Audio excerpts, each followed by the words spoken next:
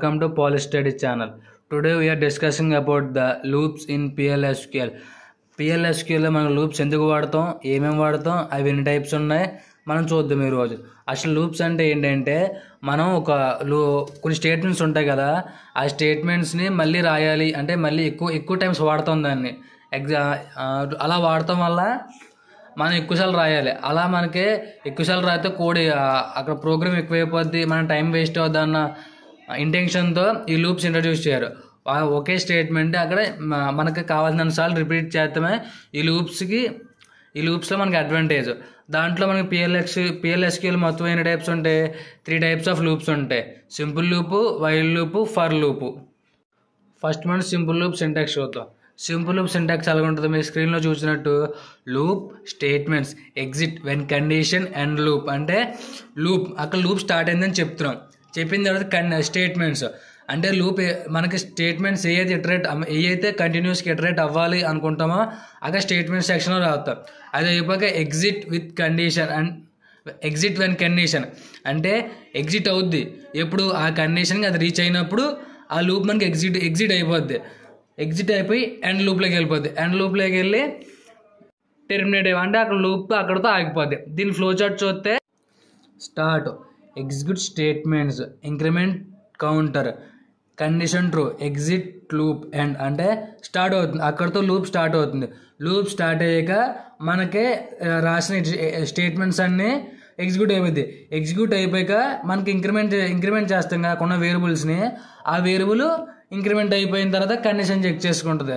ఆ condition true అయిందనుకోండి exit loop అయిపోద్ది. ఒకవేళ ఫాల్స్ అయింది అనుకోండి మళ్ళీ పైకి వెళ్ళి ఎగ్జిక్యూట్ స్టేట్మెంట్స్లోకి వెళ్ళి ఎగ్జిక్యూట్ స్టేట్మెంట్ మళ్ళీ ఆ స్టేట్మెంట్ ఎగ్జిక్యూట్ అయిపోయి ఇంక్రిమెంట్ కౌంటర్ దగ్గరికి వెళ్ళి మళ్ళీ వేరియబుల్ ఇంక్రిమెంట్ అయ్యి కండిషన్ ట్రూ, మళ్ళీ ఆ కండిషన్ చెక్ చేసుకుంటుంది. అలా కండిషన్ ట్రూ అయ్యేంత వరకు ఆ కండిషన్ చెక్ చేసుకొని ఆ స్టేట్మెంట్స్ ఇటరేట్ అవుతూనే ఉంటాయి. ఆ కండిషన్ ట్రూ అయ్యాక ఎగ్జిట్ లూప్ అంటే లూప్ అక్కడితో ఎగ్జిట్ అయిపోయి ఎండ్ అయిపోద్ది లూప్ అక్కడితో. ఇప్పుడు దీంట్లో ఎగ్జాంపుల్ చూద్దాం. ఎగ్జాంపుల్ ఏంటి? Declare I number equal to 1 అంటే ఐ అనేది ఒక నెంబర్, ఆ నెంబర్ ఏంటి 1 అని ఇచ్చాక నేను బిగిన్ ఇక్కడితో మనం స్టార్ట్ చేస్తున్నాం. లూప్ స్టార్ట్ అయింది. ఇక్కడ DBMS output line value equal to I అంటే అక్కడ ఐ ప్రింట్ అవుద్ది. I equal to i+1 exit when I greater than 5 end loop end అంటే అక్కడ లూప్ ఎండ్ అయిపోతుంది. దీనికి అవుట్పుట్ ఏమవుతుంది? మనకి ఫస్ట్ ఐ ఎంత ఉంది? ఫస్ట్ మనకి 1 ఉంది. ఆ 1 ప్రింట్ అవుద్ది. ప్రింట్ అయిపోయాక ఐ ఈక్వల్ టు i+1 అంటే ఐ ఎంత ఉంది? 1 ఉంది. 1 + 1 2 అప్పుడు ఐలో 2 ఉంటుంది. ఇప్పుడు 2 గ్రేటర్ దెన్ 5 ట్రూ అవుద్ది. మళ్ళీ ట్రూ అయ్యి 2 ప్రింట్ అవుద్ది. ప్రింట్ అయిపోయి మళ్ళీ ఐ 3 అవుతుంది. 3 అయ్యి 3 గ్రేటర్ దెన్ 5 చెక్ చేసుకుంటుంది. అది ట్రూ అయింది. మళ్ళీ ఫాల్స్ అయింది. ఇక్కడ ఫాల్స్ అయింది కాబట్టి మళ్ళీ 3 ప్రింట్ అవుద్ది. మళ్ళీ 4 అవుద్ది. ఐ 4 లెస్ దెన్ 5 మళ్ళీ అక్కడ ఫాల్స్ అయింది. సో మళ్ళీ 4 ప్రింట్ అవుద్ది. మళ్ళీ 5 అవుద్ది. 5 గ్రేటర్ దెన్ 5 ఇక్కడ ట్రూ అయింది. ఇక్కడ ట్రూ అయింది కాబట్టి ఎండ్ లూప్ ఎండ్ అవుద్ది. ఇక్కడ ఎక్కడతో ఎండ్ లూప్ అయిపోయి ఎగ్జిక్యూట్ అయిపోద్ది. ఇక్కడ లూప్ అలా ఎగ్జిక్యూట్ అయిపోయాక ఇంక సింపుల్ లూప్ అక్కడ ఆ ప్రోగ్రామ్ అక్కడ టెర్మినేట్ అయిపోద్ది. ఇది సింపుల్ లూప్ ఫ్రెండ్స్. ఇప్పుడు వైల్ లూప్ చూద్దాం. వైల్ లూప్ సింటాక్స్ ఏంటి? While condition loop statements and loop. ఇక్కడ ఏంటి? వైల్ కండిషన్ అంటే అక్కడ కండిషన్ అవుతాం, వైల్ పక్కనే కండిషన్ రాసేస్తాం. కండిషన్ రాసాక లూప్ స్టార్ట్ అవుద్ది. స్టార్ట్ అయ్యి స్టేట్మెంట్స్ మనకు కావాల్సిన స్టేట్మెంట్స్ అన్ని ఎగ్జిక్యూట్ అయిపోయి ఎండ్ లూప్ అక్కడితో ఎండ్ అయిపోద్ది. దీని ఫ్లో చార్ట్ చూస్తే start condition true, execute statements, increment counter, exit loop, end. ఇక్కడ మనకి లూప్ స్టార్ట్ అవుతుంది. ఇక్కడ లూప్ స్టార్ట్ అయిన వెంటనే కండిషన్ చెక్ చేసుకుంది. కండిషన్ ట్రూ అయితేనే స్టేట్మెంట్స్ ఎగ్జిక్యూట్ అవుతాయి. ఒకవేళ కండిషన్ ఫాల్స్ అయింది అనుకోండి ఎగ్జిట్ లూప్లోకి వెళ్ళిపోయి ఎండ్ అయిపోద్ది. ఇప్పుడు సపోజ్ మనకు ఒక కండిషన్, ఆ కండిషన్ ట్రూ అయింది. ట్రూ అయ్యాక స్టేట్మెంట్స్ ఎగ్జిక్యూట్ అయ్యి ఇంక్రిమెంట్ కౌంటర్ మళ్ళీ ఆ అక్కడ ఇంక్రిమెంట్ ఆపరేటర్ ఉంటుంది కదా, ఆ ఆపరేటర్ ఇంక్రిమెంట్ అవ్వి మళ్ళీ కండిషన్ చెక్ చేసుకుంటుంది. చెక్ చేసుకున్న ట్రూ అయింది అనుకోండి ఎగ్జిక్యూట్ స్టేట్మెంట్స్ అవుతాయి.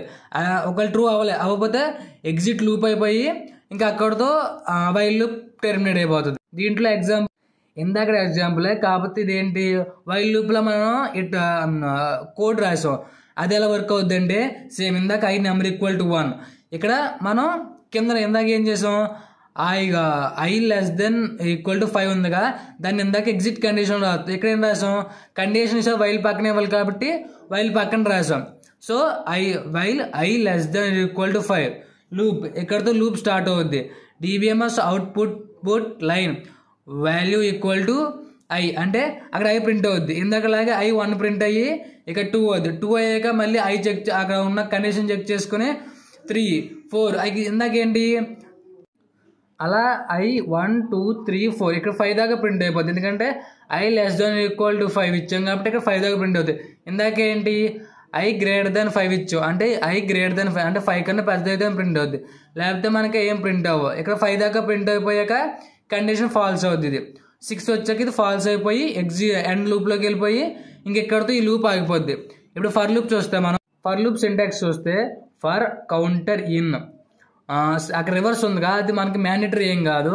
Start end loop statements end loop for counter అంటే ఏంటి అక్కడ కౌంటింగ్ స్టార్ట్ అవుద్ది.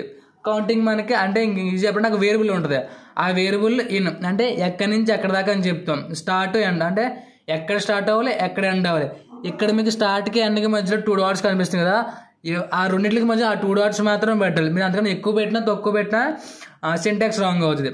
రాంగ్ అయ్యి ప్రోగ్రామ్ వర్క్ అవుతుంది. మీకు లూప్ స్టార్ట్ అయింది. స్టార్ట్ అయ్యాక స్టేట్మెంట్స్ ఇటరేట్ అవుతాయి. స్టేట్మెంట్స్ అక్కడ రన్ అవుతాయి. ఇప్పుడు ఆ కండిషన్ ఫాల్స్ అయితే అక్కడ ఉన్న ఎండ్ దాకా రన్ అయిపోయాక లూప్ ఎండ్ అవుద్ది. ఇది దీని ఫ్లో చార్ట్ చూస్తే flow chart start initialise counter with in range అంటే రేంజ్ దాకా ఉంటుంది. అక్కడ execute statements increment counter exit loop and start ఇక్కడతో మనం లూప్ స్టార్ట్ అయ్యింది. ఇనిషియలైజ్ కౌంటర్ అంటే అక్కడ ఒక వేరియబుల్ ఇనిషియలైజ్ చేస్తాం. చేసే అంటే అది ఎక్కని ఫస్ట్ స్టార్టింగ్ వాల్యూ ఏంటి అని చెప్తాం. అక్కడ చెప్పింది కదా విత్ ఇన్ ద రేంజ్ అంటే అక్కడ ఆ రేంజ్ దాకా ఇంక్రిమెంట్ అవుతూ ఉంటుంది. అక్కడ ఫస్ట్ అక్కడ రేంజ్ చెక్ చేసుకుంటుంది. రేంజ్ ట్రూ అయింది. సపోజ్ ఇప్పుడు మనం ఐ ఇచ్చాం. ఇందాకలాగా ఐ ఇచ్చి ఐ లెస్ దెన్ ఐ $10 ఇచ్చాం. 1 $10 అంటే ఇప్పుడు ఐ 1 ఉంది. 1 అక్కడ ఉంది కాబట్టి ట్రూ అయ్యింది. ట్రూ అయ్యాక స్టేట్మెంట్స్ ఎగ్జిక్యూట్ అయ్యి ఇంకా అక్కడ ఉన్న ఐ వాల్యూ ఇంక్రిమెంట్ అవుతుంది అంటే 2 అవుతుంది. 2 అయ్యి మళ్ళీ పైకి వెళ్తుంది విత్ ఇన్ రేంజ్. మళ్ళీ ఆ రేంజ్ చెక్ చేసుకుని స్టేట్మెంట్స్ ఎగ్జిక్యూట్ అయ్యి మళ్ళీ కౌంటర్ ఇంక్రిమెంట్ అవుతుంది. అలా ఇంక్రిమెంట్ అయ్యి ఎప్పుడైతే 11 అవుతుందో ఆ 11కి వచ్చాక ఎగ్జిట్ లూప్ అయిపోద్ది. ఆ లూప్ ఎగ్జిట్ అయిపోయాక ఇంకా మొత్తానికి ఇక్కడ ఉన్న వైల్ లూప్ టెర్మినేట్ అయిపోద్ది. సేమ్ ఇది కూడా అవుట్పుట్ అలాగే వస్తుంది. కాకపోతే ఇది ఫర్ లూప్లో రాస్తాం. ఫర్ ఐ ఇన్ 1.5 లూప్ అంటే రేంజ్ ఎంత 1 నుంచి 5 దాకా ఏంటి ఐ వాల్యూ అంటే 1 నుంచి 5 దాకా ఐ వాల్యూ ప్రింట్ అయిపోయి ప్రోగ్రామ్ టెర్మినేట్ అవ్వాలి. ఐ ఇప్పుడు 1 ఉంటుంది. 1 ఉంది కాబట్టి ఫస్ట్ 1 ప్రింట్ అవుద్ది. మళ్ళీ రేంజ్ చెక్ చేసుకుని 2 ప్రింట్ అవుద్ది. 2 అయ్యాక 3 4 5 అలా 5 దాకా ప్రింట్ అవుతుంది. 6కి వెళ్తుంది. 6కి వెళ్ళాక ఆ రేంజ్ అక్కడ అవుట్ ఆఫ్ ద రేంజ్ అయింది. అక్కడ అంటే రేంజ్ కన్నా వాల్యూ ఎక్కువైంది. సో ఆ ప్రోగ్రామ్ అక్కడతో అయిపోయి లూప్ ఎండ్ అయిపోయి అక్కడతో మనకి ఈ ఫర్ లూప్ కూడా ఎండ్ అయిపోద్ది. ఈ 3 లూప్స్కి సేమ్ ఎగ్జాంపుల్ తీసుకునే చెప్పాను నేను. అందుకే మీరు కన్ఫ్యూజన్ అవ్వకుండా ఉంటారని.